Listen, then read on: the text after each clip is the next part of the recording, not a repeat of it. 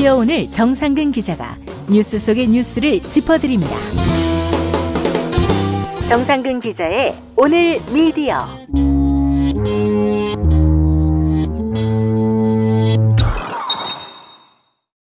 정상근 기자 함께하겠습니다. 정 기자님. 네, 안녕하십니까. 네, 오늘 어떤 이야기 해볼까요?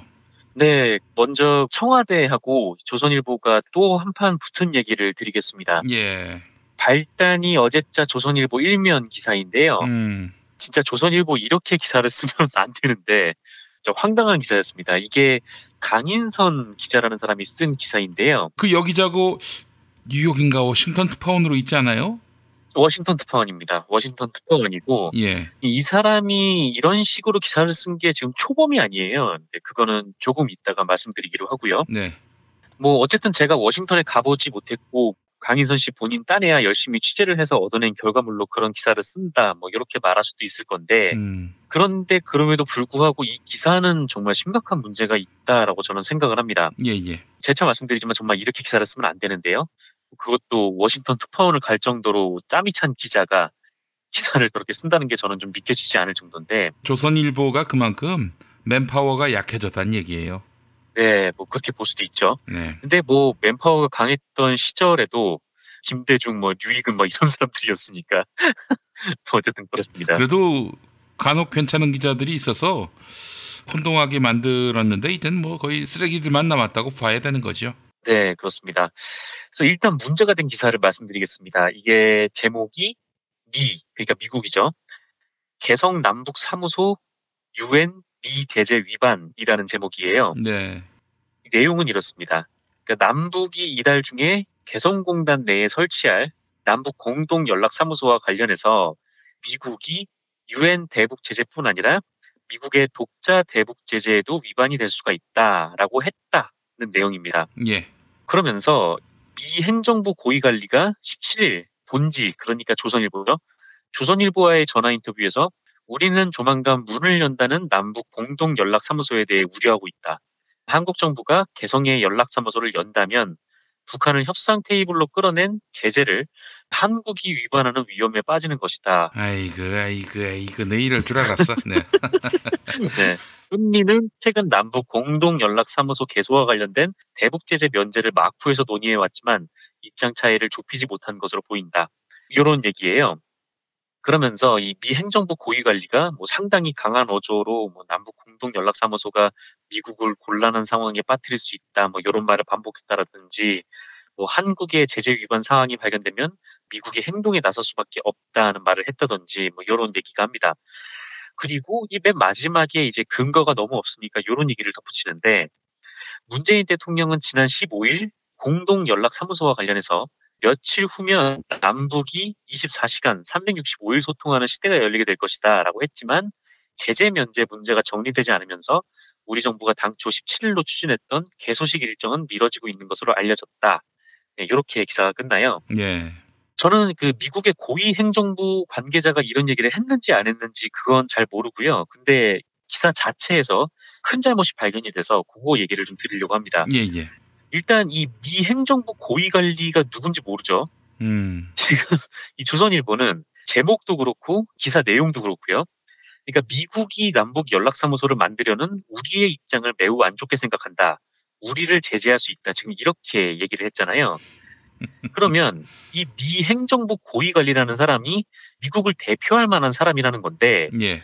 지금 그게 누군지 이름도 못 가고 있다라는 겁니다. 그러니까 미국이 이렇게 한다라고 할 수 있는 건 트럼프 대통령이라든지 아니면 폼페이오 국무장관 정도면은 뭐 그럴싸하죠. 예. 그런데 그 조선일보는 일면 이 기사를 올릴 정도로 무게감을 두고 제목에 아예 미국이라고 박아버리면서 미국 행정부 내에 이런 의견이 있다 정도가 아니라 미국이 그렇다고 한다라고 주어를 썼고 그러면 이 행정관리가 누군지 이름을 밝혀야 하는데 이름도 밝히지 못했다라는 거죠.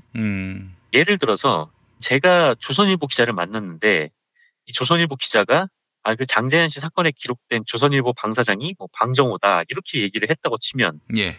제가 기사에다가 조선일보 방정호와 장자연 연관성 있다 이렇게 인정 이렇게 기사를 쓰면은 고소할 거잖아요. 그렇죠. 예. 그런데 어떻게 기사를 이렇게 쓰는지 잘 이해가 안 가더라고요. 물론 이제 이 고위 행정부 관료라는 사람이 그런 말을 했을 수는 있다고 봐요. 그러니까 뭐 미국의 행정부의 인원이 몇 명인데 뭐 볼튼 같은 사람이 또 없겠습니까? 그런데 제가 알기로는요. 공동연락사무소, 그러니까 이게 판문점 선언에 담겨 있잖아요. 예. 그야말로 미국을 대표하는, 그야말로 주어의 미국이라고 쓸 수가 있는 유일한 사람, 도널드 트럼프 미국 대통령이 이 판문점 선언을 극찬하면서 지지를 하지 않았습니까? 그렇죠. 예. 그런데 이게 행정부 공식 대변인 발표도 아니고 고위 인사 이렇게 써놓고 미국이 반대한다라는 말과 등치를 시키면 이거 정말 말도 안 되는 기사죠. 그렇습니다. 근데 제가 아까 말씀드렸듯이 강인선 씨가 이런 짓을 벌인 게 처음이 아닙니다. 지난 1월에 남북 대화 모드가 급진전을 타기 시작을 할 때 강인선이라는 사람이 네파들의 트위터를 모아서 이게 미국 여론이라고 전달을 해버렸어요. 예. 미국 여론이라고 하면 뭐 양쪽의 입장을 다 뭐 긁어서 쓰든 아니면은 여론조사 결과를 발표를 하든 아니면은 뭐 자기 생각이면 자기 논설을 그냥 써서 자기 입맛에 맞는 트위터 글을 붙이든 이렇게 해야 되는데 예. 기사 제목에 워싱턴에서 한미동맹 의구심 커진다라는 제목을 써버렸어요. 강인선 씨 자기 집에서 의구심이 커진 모양이겠죠. 그렇죠. 그러니까 워싱턴에는 분명히 다양하고 여러 가지 의견이 있을 텐데 지금 마치 워싱턴이 다 한국과 북한의 대화를 반대하는 것처럼 제목을 저렇게 달아버렸다라는 거죠. 지금 와서 생각해 보면은 정말 말도 안 되는 얘기를 그때 강인선이 했던 거죠. 그 이후에 워싱턴을 대표하는 트럼프 대통령이 바로 지지를 하고 나섰으니까요. 예.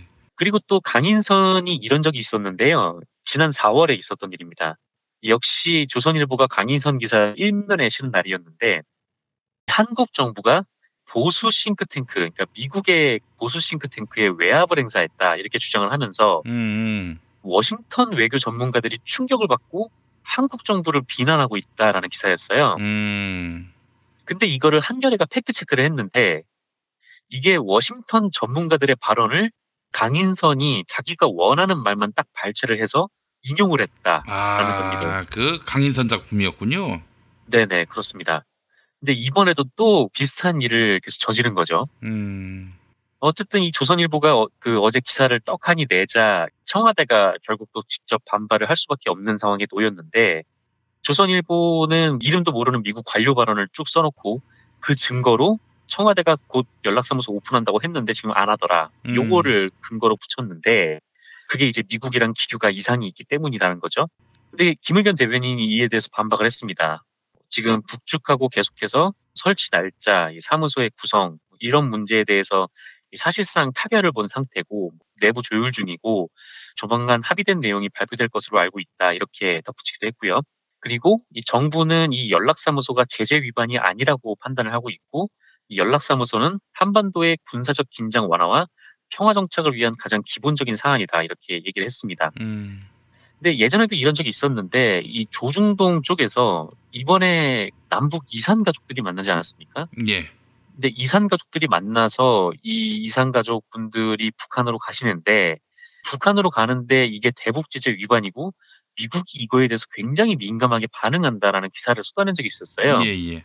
근데 이거 알고 보니까 미국이 이거는 뭐 인도적인 차원이기도 하고 뭐 이런저런 점에서 제재 예외를 허용을 해줬더라고요. 그래서 이번에 그 남북 공동연락사무소도 아마 비슷한 과정을 거칠 수도 있고 물론 뭐 미국 행정부가 지금 어떤 판단을 내렸는지 이게 공식적인 입장이 나오지 않아서 아직 뭐 단언을 할 수 없지만 일단 뭐 정부가 지금 미국 정부랑 계속 얘기를 하고 있고 또 제재 위반이 아니라고 했으니까 조금 이 조선일보의 기사가 상당히 좀 무리해 보이는 것은 사실인 것 같습니다. 그리고 만약에 이게 그냥 행정부 한 관료의 말뿐이었다면 이건 정말 조선일보가 완전히 책임을 져야 하는 강인선 씨가 책임을 져야 하는 일이라고 생각을 하고요. 그리고 정말 혹시 미국 행정부에서 이거를 제재 위반으로 검토를 하고 있다고 해도 좀 떳떳하게 취재를 했으면 이름이라도 좀 공개를 했으면 좋겠어요. 저런 기사를 써놓고. 외교와 관련된 보도고 이 상당히 심각한 민감한 보도인데 이런 식으로 하면 될까라는 생각도 좀 들고요. 조선일보하고 자유한국당이 뭐 지금 문재인 정권의 발목을 껌껌이 잡고 가는 게 너무 눈에 띄는데 우리야 잘 안 보이지만 외교 관련된 부분들은 외신 기자들이 조선일보를 많이 보거든요. 왜냐면은 이 ABC 협회 기준으로 가장 많은 부수가 팔리고 있는 매체라고 해서 중요하게 보고 있는 상황이라서. 아, 그렇군요. 네네. 이 외교에 있어서는 굉장히 좀 신중하게 조선일보가 보도를 해야 되는데 이거 그냥 이렇게 막 가자는 식으로 보도를 하고 있으니까 좀 짜증난다는 생각도 들고 뭐 그렇습니다. 예. 조선일보가 영향력이 커 보이는데 이런 조선일보가 한국 관련, 특히 한국 정부 관련한 그런 보도를 낼 때 악의적인 의도를 갖고, 그러니까 이제 문재인 대통령을 무능하거나 대책 없는 사람으로 이렇게 만들어 가지고 국제적으로 고립을 시키려는 그런 의도가 아니겠는가 추정해 볼 만도 하네요. 그렇습니다. 예. 그 강민선 씨가 예전에 말이죠. 제가 그 이노근 씨한테 낙선 축하 화환을 보냈지 않습니까? 한 2년 전에. 그랬더니 뭐 그걸 비난하면서 마지막에 이런 글을 쓰는 지면이 아깝다는 생각도 든다라고 썼어요. 그래서 제가 한마디 했습니다. 그럼 쓰지 마. 다 써놓고 지면이 아깝다고 그래. 아 진짜 그 연차 그렇게 먹어서 지금 이렇게 기사를 쓸 거면 차라리 그냥 블로그 하는 게 낫지. 네. 종이한테 되게 아깝다는 생각이 드네요. 그렇습니다. 이런 강인선이가 쓴 글을 발행하기 위해 쓰이는 지면이 아깝습니다. 그렇게 얘기를 하고 싶습니다. 다음 소식은요? 네, 그 제가 일전에 이 부산일보와 관련된 소식을 전해드린 바가 있는데요. 부산일보의 안병길 사장이 있는데 이 안병길 사장의 부인인 박문자라는 분이 지난 지방선거에서 자유한국당 소속으로 시의원 선거에 출마를 해서 논란이 되고 있다. 뭐 이런 얘기였습니다. 그래서 부산일보 구성원들은 아니 시의원을 나가려면 부산일보 사장 그만두고 같이 뛰던지 아니면 부산일보 사장을 할 거면 부인의 출마를 말리던지 그래야지 지금 본인은 부산일보 사장 자리에 떡하니 앉아가지고 부인이 정치를 하겠다 이렇게 뛰고 있으니까 부산일보 기자들이 상당히 좀 화가 났었죠. 그렇죠. 예. 그런데 그 후에 이게 또 다른 논란들이 계속 불거지고 있습니다. 그래서 몇 가지만 말씀을 드리려고 하는데요. 그 전에 사실 이 박문자 씨는 지난 지방선거에서 더불어민주당 후보에게 밀려서 낙선을 했습니다. 그래서 떨어졌는데요. 예. 그런데 그 이후에 안병길 부산일보 사장이 지인들에게 선거 과정에서 박문자 씨의 지지를 호소하는 문자를 보낸 사실이 드러났어요. 원래 안병길 씨가 이 부인 출마 논란이 있었을 때 이렇게 얘기를 했거든요. 아니 뭐 부인은 부인이고 나는 나고 내가 말린다고 개인의 출마를 막을 수 있냐. 뭐 너무 걱정하지 마라. 부산일보는 사유화한다고 사유화할 수 없다. 그런 얘기였는데 정작 지인들한테 문자를 이렇게 보냈습니다. 자랑스런 진주고 동문 선후배님 50회 안병길 가로 열고 부산일보 사장 가로 닫고 입니다. 제 아내 박문자가 해운대 제1선거구 자유한국당 부산시의원 후보로 출마했습니다. 이런 문자를 보냈다는 거예요. 그러니까 본인의 부산일보 사장이라는 직을 그대로 이제 선거 홍보에 활용을 한 거죠. 그래서 부산일보 기자들이 이건 도저히 안 되겠다 싶어서 6월부터 안병길 퇴진운동을 벌이고 있습니다. 하지만 역시 안병길은 안 나가고 지금 버티고 있는 상황인데요. 그런데 최근 또 하나 논란이 불거졌다라고 합니다. 바로 업무상 배임 의혹인데 언론노조 부산일보 지부에 따르면 안병길 사장 그리고 임원진이 올해 3월에 부산일보의 2017년도 수익이 전년 대비 3배 정도가 늘었다는 이유로 임원별로 각각 800만 원에서 1000만 원의 성과급을 나눠 가졌다고 해요. 예. 근데 문제는 부산일보의 이 수익 상승에 따른 성과급 규정 등이 없다라는 겁니다. 그런데 이 안병길 사장이 임원들하고 큰 돈을 나눠 가지면서 심지어 지난해 퇴사한 임원한테까지 성과금을 지급했다라는 거죠. 예. 그래서 이제 부산일보 노조에서는 이걸 배임으로 건다는 건데 지금 뭐 안병길 사장이 뭐 또 하나의 좀 위기를 좀 맞게 된 것 같습니다. 그래서 지금 뭐 부인 출마부터 이 자신 지인들한테 돌린 문자에 지금 배임까지 여러 의혹들이 쏟아지고 있는데요. 예. 이미 뭐 부인이 출마했을 때부터 뭐 말꼬리 잡고 늘어지지 말고 바로 사퇴를 했었어야 한다라고 좀 보고 더 이상 부산일보 기자들 밥 먹잡지 말고 좀 사퇴를 하라는 마음에서 간단하게 부산일보 브리핑도 전해드렸습니다. 참 민망한 일인데 말이죠. 네, 아주 쪽팔린 일이죠. 아이고 남편 신세 망칠 일 있냐? 왜 그런 짓을 하느냐? 라고 이야기를 해야 마땅한데 참나. 뭐 남편 신세도 남편 신세인데 지금 안병길 사장 본인이 부산일보의 신세를 지금 망치고 있는 기분이 들어서 어쨌든 그렇습니다. 네, 알겠습니다. 자, 정상근 기자님 수고하셨습니다. 네, 고맙습니다.